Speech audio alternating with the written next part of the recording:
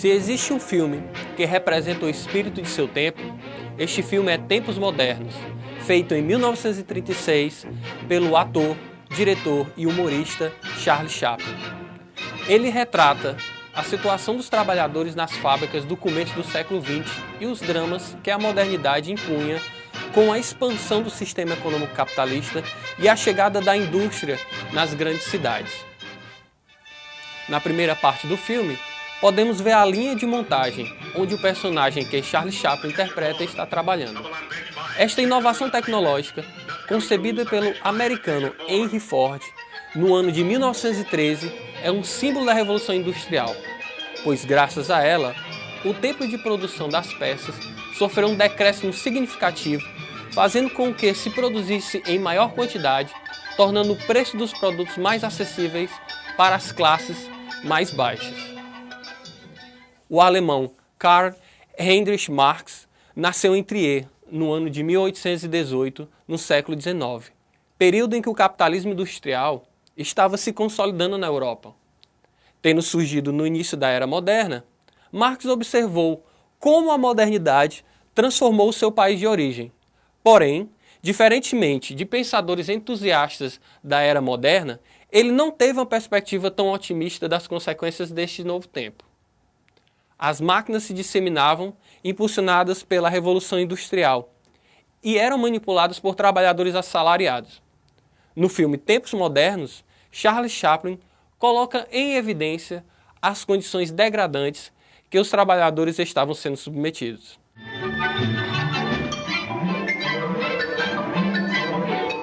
No caso do personagem operário interpretado por Charlie Chaplin, vimos o prejuízo psicológico que causou o manuseio repetitivo do maquinário.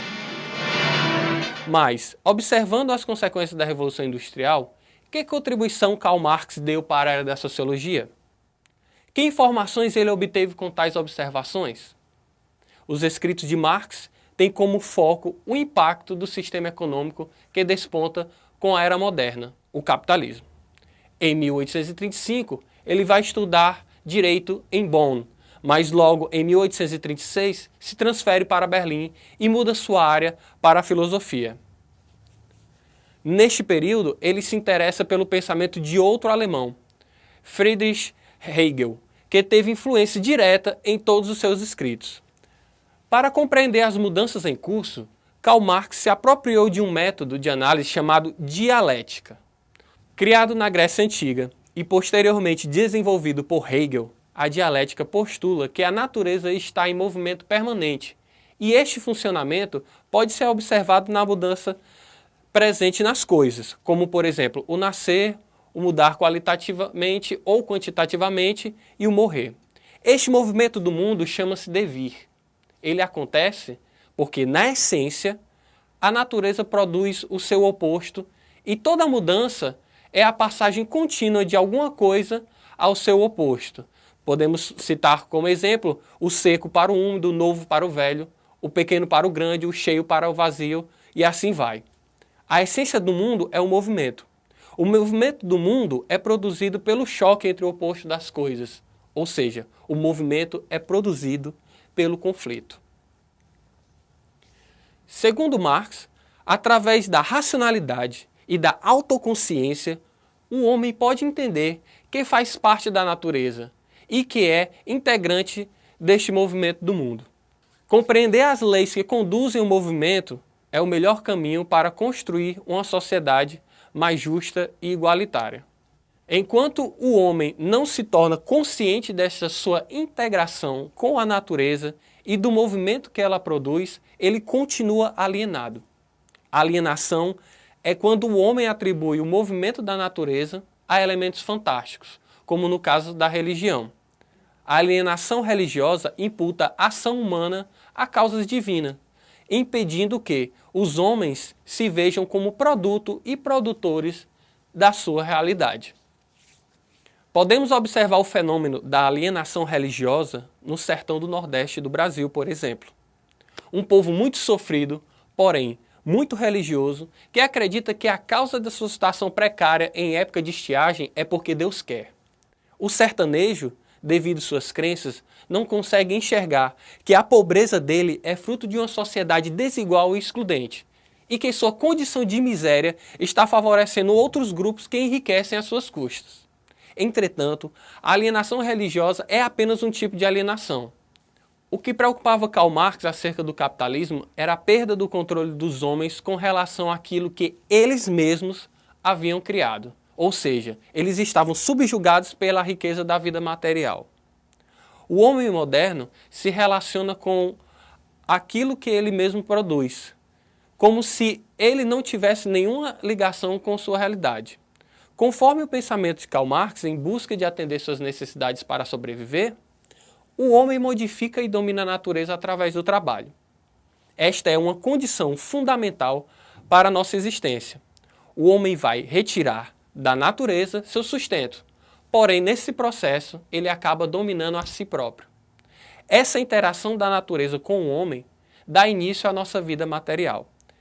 Eles estabelecem relações sociais e organizam-se com a intenção de melhor suprir suas necessidades e explorar seu meio natural.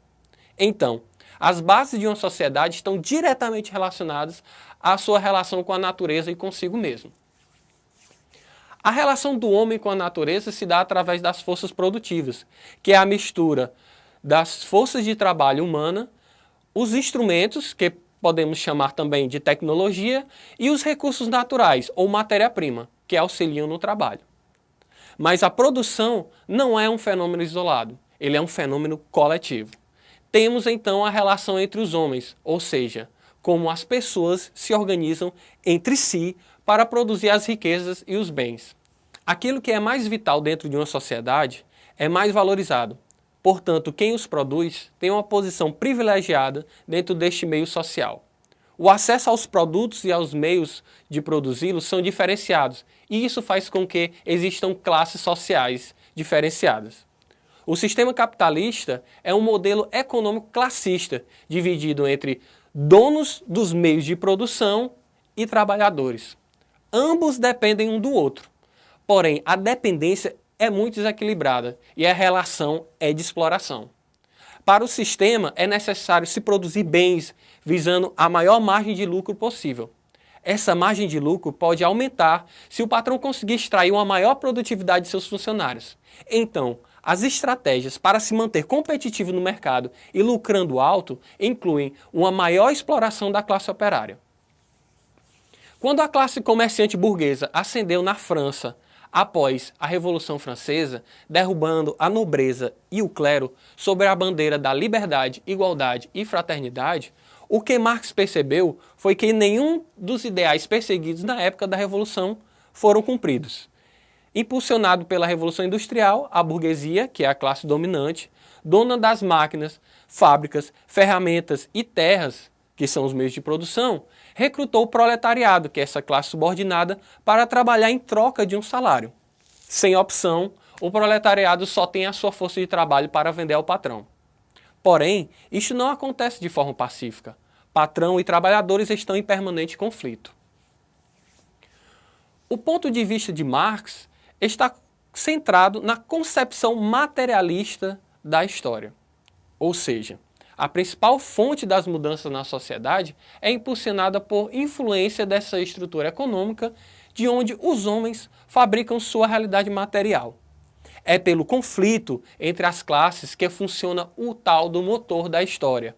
É preciso acrescentar aqui que, para além dessa estrutura com base econômica, os homens também produzem uma superestrutura que tem bases não materiais: as ideologias, os códigos morais, a estética, os sistemas de lei e etc. Logo, a variedade das formas políticas, ideológicas, jurídicas tem como ligação o modo como os homens se organizam no processo produtivo. Essa relação entre superestrutura e infraestrutura é que forma a sociedade. Podemos utilizar inclusive a metáfora que o sociólogo André Aguet usou para a estrutura da sociedade proposta por Marx. Ele imaginou que toda a sociedade funciona como um edifício, onde na parte inferior fica a superestrutura, ou seja, bases materiais onde estão fundadas a sociedade. O homem é diferente dos outros animais pela necessidade que tem de transformar a natureza, produzindo o que Marx chama de vida material. Esta transformação da natureza e produção dos bens materiais necessários à existência humana designa-se como trabalho e é fator fundante do ser social. É a partir dele que surgem os demais momentos da realidade social. Então, na concepção marxista, o modo de produção da vida material condiciona o processo da vida social, política e espiritual. Marx compara a relação das necessidades políticas, econômicas e ideológicas do homem à estruturação e articulação dos andares de um edifício. O edifício social, pensado por Marx, tem 3 andares, sendo o primeiro, como é de se esperar, constitui o alicerce sobre o qual os outros andares se sobrepõem. Este primeiro andar é denominado infraestrutura e consiste na estrutura econômica da sociedade. O segundo depende do primeiro para se sustentar e é composto pelas formas políticas e jurídicas desta sociedade. Já o terceiro andar depende dos 2 primeiros e é constituído pela forma de consciência social denominada ideologia. Nesta metáfora formulada por Marx, percebemos que a base econômica é que sustenta as relações sociais. Para este intelectual e revolucionário alemão, as formas políticas e ideológicas de convivência social são estabelecidas e transformam-se a partir do modo como os homens atendem às suas necessidades materiais. Para compreendermos na prática sobre a visão de Karl Marx, podemos pegar como exemplo a cidade de Sobral, localizada a 238 quilômetros da capital Fortaleza, com quase 190 mil habitantes. Sobral é a 4ª maior economia do estado do Ceará. Apesar destes números, foi em 1993, com a chegada de uma fábrica de calçados do Rio Grande do Sul, que a economia da cidade se incrementou, empregando cerca de 20 mil pessoas, junto com colaboradores.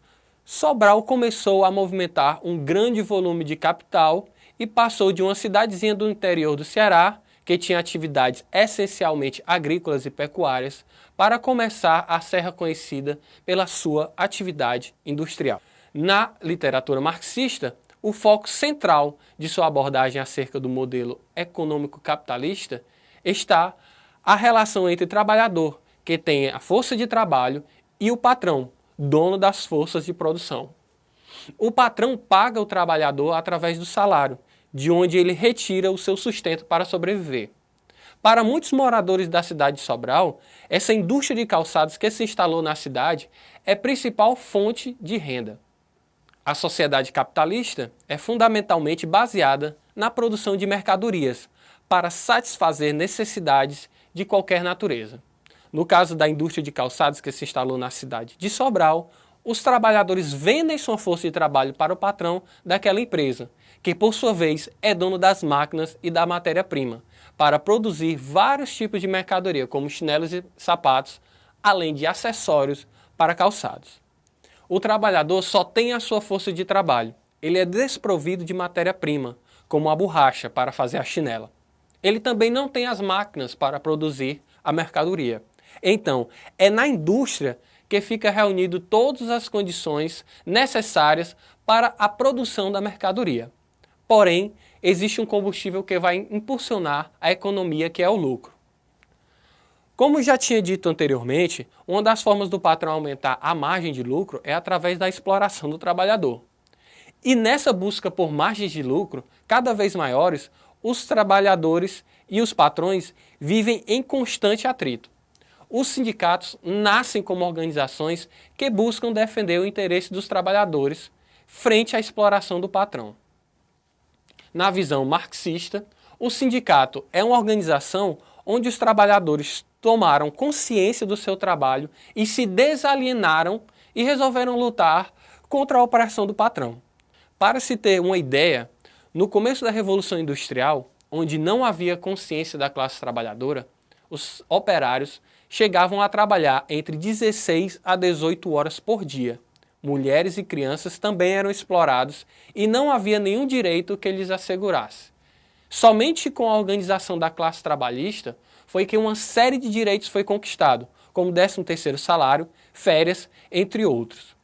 Uma das formas de luta que os trabalhadores encontraram foi através da greve. Cruzar os braços para que não haja produção corta a entrada de capital, forçando o patrão a negociar com a classe trabalhista.